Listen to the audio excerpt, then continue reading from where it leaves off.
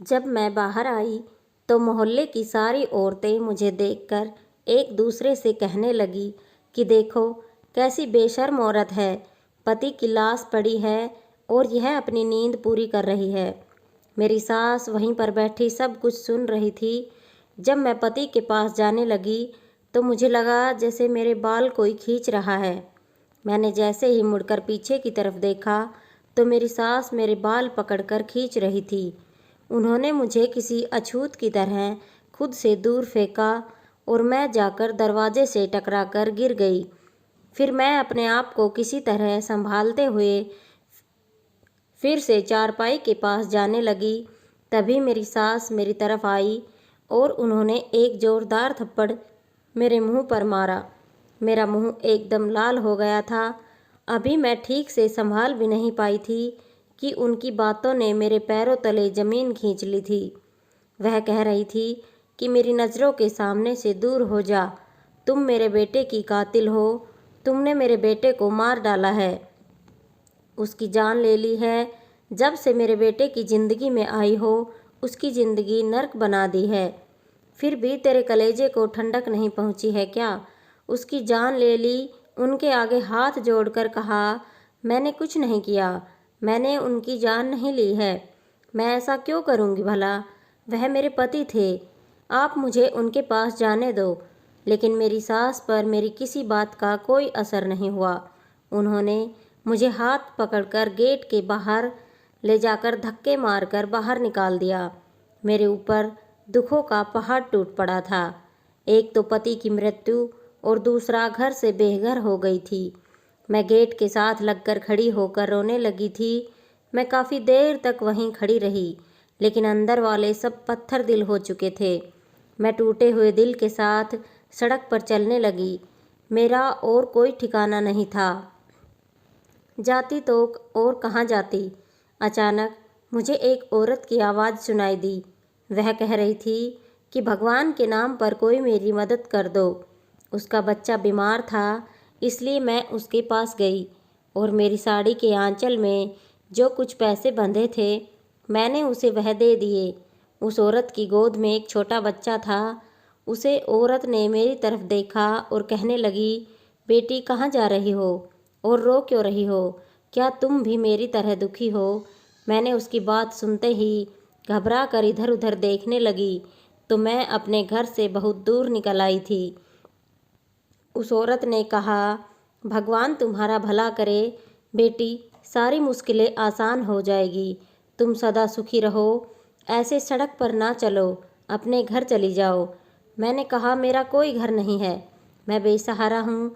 उसने कहा, तू बेसहारा नहीं है, जा तू अपने घर चली जा, तेरा घर तेरी राह देख रहा है, तेरे पास तो सब कुछ है, फिर क्यों सड़क पर घूम रही है तू?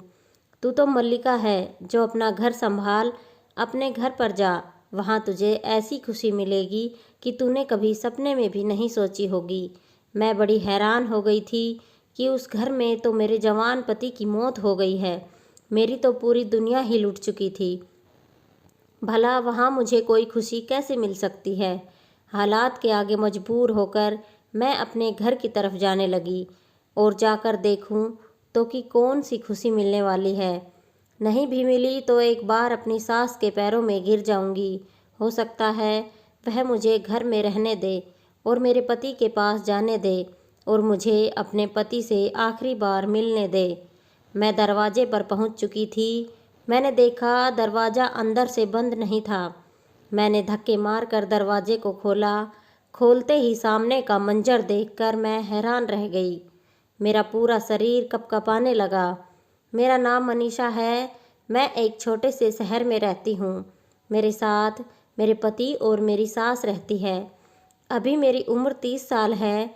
यह बात उस वक्त की है जब मैं 21 साल की थी और शहर के सबसे अच्छे कॉलेज में पढ़ा करती थी। मुझे पढ़ाई में कुछ खास दिलचस्पी नहीं थी, लेकिन पापा की जिद की वजह से मजबूरी में पढ़ रही थी। मेरे पिता एक मशहूर बिजनेसमैन थे, लेकिन उनका रवैया हमारे प्रति शुरू से ही काफ़ी कड़क था। मैंने अपनी पूरी ज़िंदगी उन्हें कभी मुस्कुराते हुए नहीं देखा था। वह हर वक्त गुस्से में रहते। ऐसा नहीं था कि इसकी कोई वजह थी, वह स्वभाव से ही ऐसे थे। मैं उनकी इकलौती बेटी थी, लेकिन फिर भी उन्होंने कभी मुझसे प्यार से बात नहीं की। वह स्वभाव से ही ऐसे थे। वह मेरी हर छोटी से बड़ी ज़रूरत का ख्याल रखते थे, लेकिन मैं उनके गुस्से से परेशान थी। मेरी माँ हमेशा फूंक फूंक कर कदम रखती थी और इस चीज़ का ख्याल रखती थी कि कोई भी बात उनकी मर्जी के खिलाफ न हो। मेरी माँ भी पढ़ी लिखी थी। हद से ज़्यादा सख्ती भी इंसान को अपनों से दूर कर देती है। मेरे साथ भी कुछ ऐसा ही हुआ।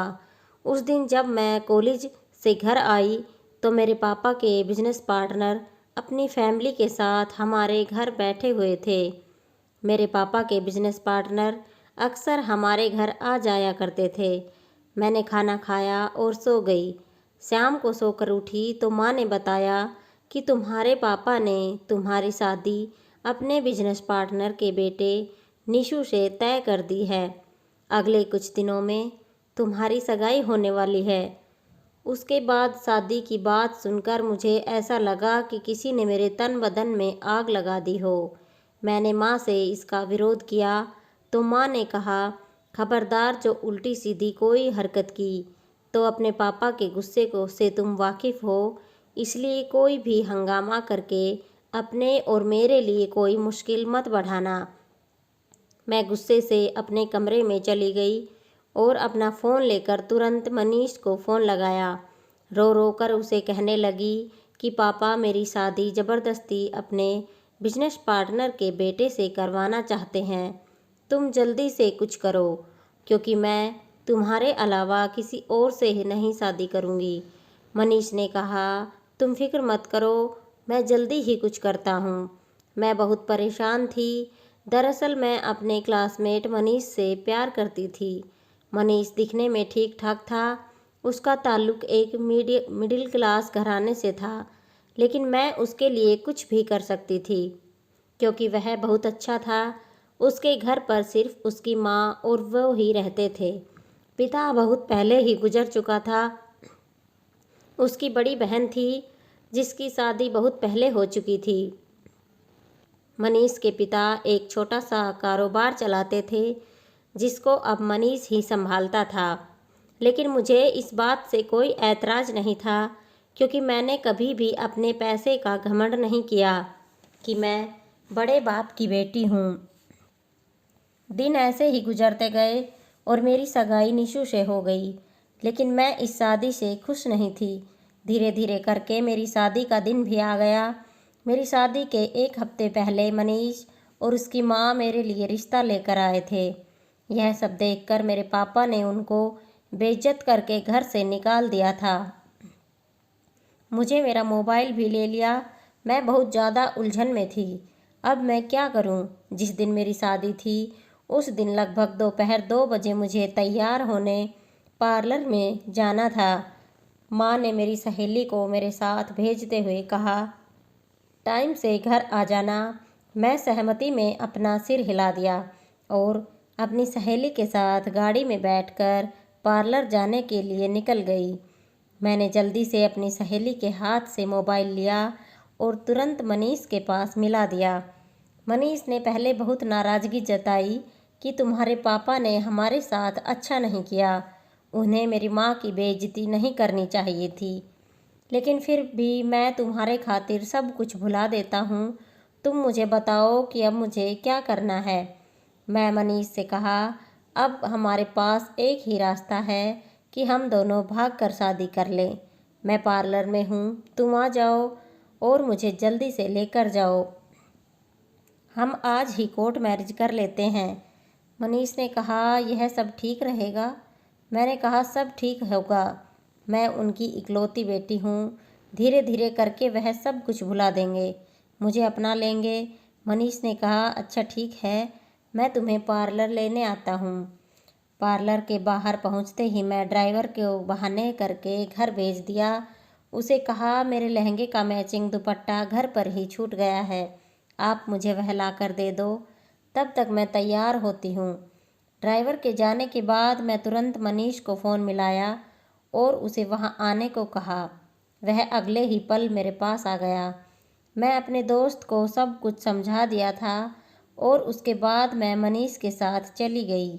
हम दोनों ने शादी कर ली और मैं मनीष की दुल्हन बनकर उसके घर आ गई।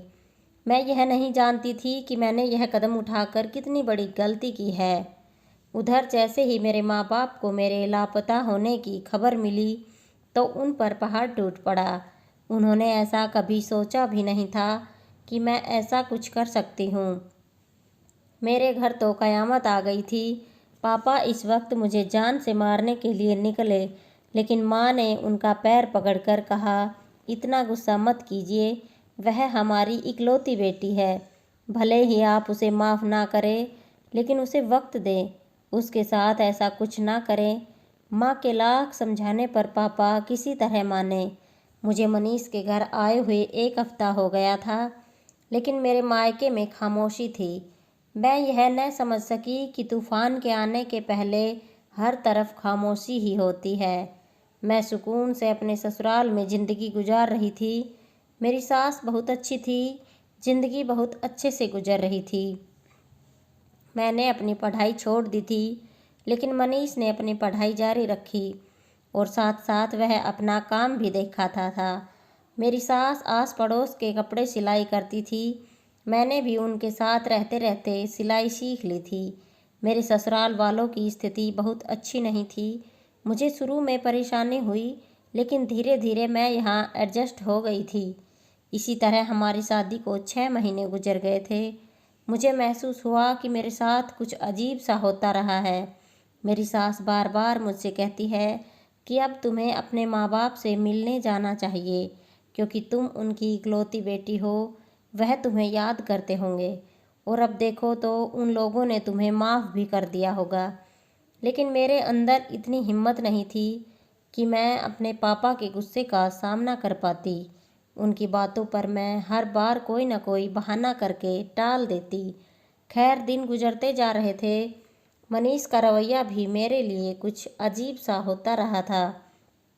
मैं उनसे उनके रवैये के बारे में पूछना चाहती थी, फिर सोचा हो सकता है काम का प्रेशर हो ज़्यादा हो, इसलिए परेशान हो। उस दिन भी हर रोज़ की तरह मनीष नाश्ता करके अपने काम पर चले गए थे।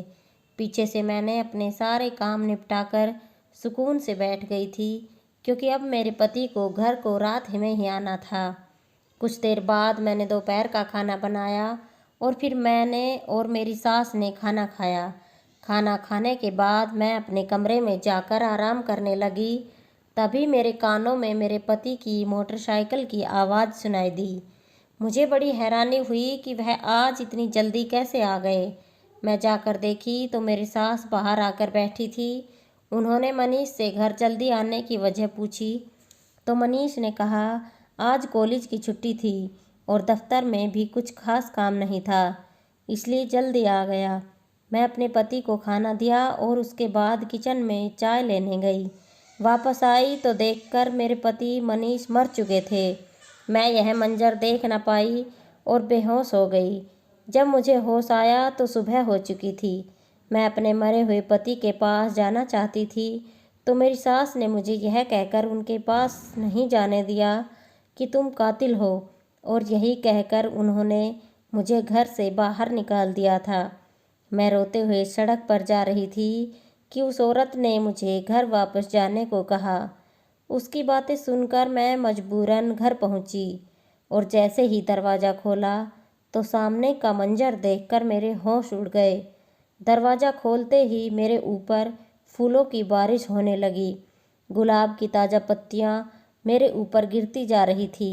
मैंने नज़र उठाकर देखा तो मेरे पति की लाश गायब थी और साथ ही साथ सारे लोग भी गए थे।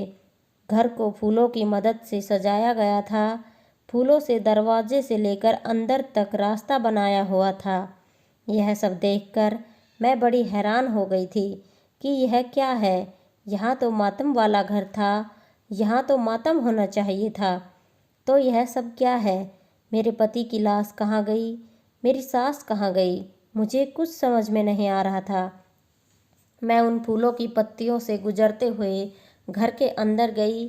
मेरी सास के कमरे से बातों की आवाज़ आ रही थी।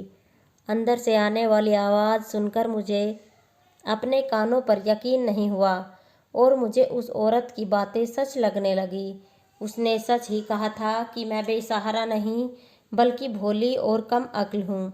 मेरी नाक के नीचे इतनी घिनौनी साजिश रचाई गई, लेकिन मैं सबसे बेखबर रही। कैसे मोहब्बत की आड़ में मेरे पति ने मेरे साथ इतना गंदा खेल खेला। मुझे बेतहाशा खुद की कम अक्ल पर गुस्सा आया। मैं कैसे एक शख्स को इतना मौका दे दिया कि वह जाकर मेरी ज़िंदगी से खेल गया। मेरी सास मेरे पति से कह रही थी कि सारी तैयारी हो गई है, तुम जाओ और उसे कहीं से भी ढूंढ कर लाओ। मेरे पति ने कहा, मैं तो उसकी नज़र में भी मर चुका हूँ, वह कैसे आएगी। मेरे साथ फिर मेरी सास ने कहा, वह बहुत भोली है, तुम उसके सामने कोई बहाना कर देना, कह देना कि मैं बेहोश हो गया था तो लोगों ने मुझे मुर्दा समझ लिया, तो इसमें मैं क्या कर सकता हूँ। कुछ भी करके किसी भी कीमत पर उसे वापस लेकर आओ। तुम जानते हो ना कि जिस मकसद के लिए तुमने उससे शादी की थी वह अब जाकर पूरा हुआ है। अब उसे ऐसे तो नहीं जाने दे सकते। कितना इंतज़ार किया था मैंने इस दिन का। मैं कितनी खुश हुई थी जब तूने मुझे आकर बताया कि तुमने एक बहुत बड़े अमीर ख़ानदान की लड़की को अपने जाल में फंसा लिया है। लेकिन मुझे क्या पता था कि उसका खड़ूस बाप इतना कठोर होगा। जब तुम दोनों भागे तो मैं यही समझी कि वह अपनी इकलौती औलाद को माफ़ कर देगा, लेकिन नहीं, उसके बाप ने तो सारा प्लान ही चौपट कर दिया। मैंने तुम्हारी मौत का ड्रामा इसलिए किया था कि उस पर इल्ज़ाम लगाकर उसे घर से निकाल दूंगी, क्योंकि उसके मायके से तो एक फूटी कौड़ी भी नहीं मिलनी थी। हम कब तक उसे मुफ्त की रोटियां खिलाते रहते। इसलिए मैंने जानबूझकर तेरे खाने में बेहोशी की दवाई मिलाई थी और स्प्रे से झाग भी लगा दिया था। मैं हैरत से खड़ी उनकी बातें सुन रही थी। अभी और क्या क्या सुनना बाकी था। अगली बात सुनकर तो यह लगा जैसे कयामत तो अब आई है। पहले तो बस छोटे मोटे झटके थे। मेरी सास की अगली बात ने मेरे जिस्म से जान निकाल दी थी। मैं बेतहाशा फर्श पर गिर पड़ी। मेरे पति और सास को कुछ गिरने की आवाज़ सुनकर दरवाजे की तरफ उन्होंने देखा तो उनके चेहरे पर खूब सारे मंजर आने लगे। उन्होंने मुझे उठाकर बिस्तर पर लिटाया और जब मुझे होश आया तो मेरा पति मनीष कमरे में बेचैनी से टहल रहा था। मैं तुरंत उठी और कहा, मुझे अपने माँ बाप के घर जाना है। मैं उनकी कोई भी बात सुने बगैर बाहर की तरफ चली गई और अपने मम्मी पापा के घर जाने लगी। वहाँ पर पहुँची तो वहाँ पर पता चला कि मेरे पापा एक हफ्ते पहले ही इस दुनिया से चल बसे और अपनी पूरी प्रॉपर्टी मेरे नाम पर कर गए। मेरी माँ मुझे देखते ही मेरे गले लग गई और रोने लगी। यही हाल मेरा भी था। दरअसल मनीष ने मुझे दौलत के लालच में आकर शादी की थी। पहले तो सब ठीक रहा, लेकिन जब उन्हें पता चला कि मेरे पापा गुस्से में मुझे फूटी कौड़ी भी नहीं देंगे तो उनका दिल मेरी तरफ नहीं रहा।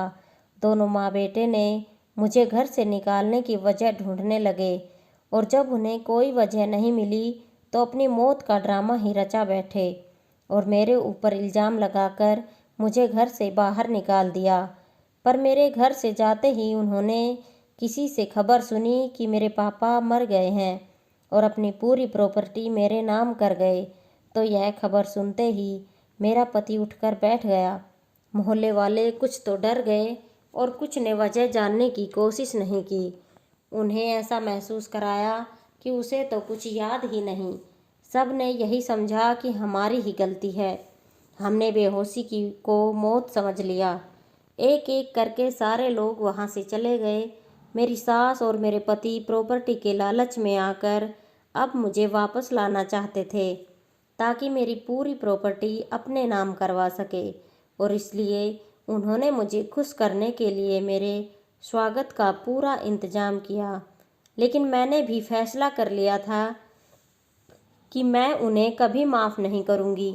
शाम होते ही मेरे पति और मेरी सास मेरे घर आए और मुझसे माफ़ी मांगने लगे, लेकिन मुझ पर उनके किसी भी कोई बात का असर नहीं हुआ। वह मायूस होकर लौट गए। कुछ दिन बाद मुझे पता चला कि मेरी सास को उनके किए की सज़ा मिल गई और उनके पूरे शरीर को हवा लग गई। मनीष की भी हालत बहुत ख़राब थी। उसकी हालत देखकर मेरा दिल खून के आंसू रोता था। चाहे उसने मेरे साथ जो भी किया, लेकिन वह मेरी मोहब्बत था, इसलिए ना चाहते हुए भी मैंने उसे माफ़ कर दिया। मेरी सास और मेरे पति दोनों बहुत बदल गए हैं। उनकी ज़िंदगी से पैसों की हवस ख़त्म हो चुकी थी। 2 साल बाद भगवान ने मुझे एक खूबसूरत बेटा दिया और मैं हंसी खुशी अपनी ज़िंदगी की जी रही हूँ। पैसों का लालच इंसान को अंधा कर देता है। वह संभल तो जाता है, मगर ठोकर लगने के बाद। दोस्तों, यह वीडियो कैसी लगी कमेंट करके ज़रूर बताएं और वीडियो को लाइक ज़रूर करें और चैनल पर नए हैं तो चैनल को सब्सक्राइब ज़रूर कर लें। धन्यवाद।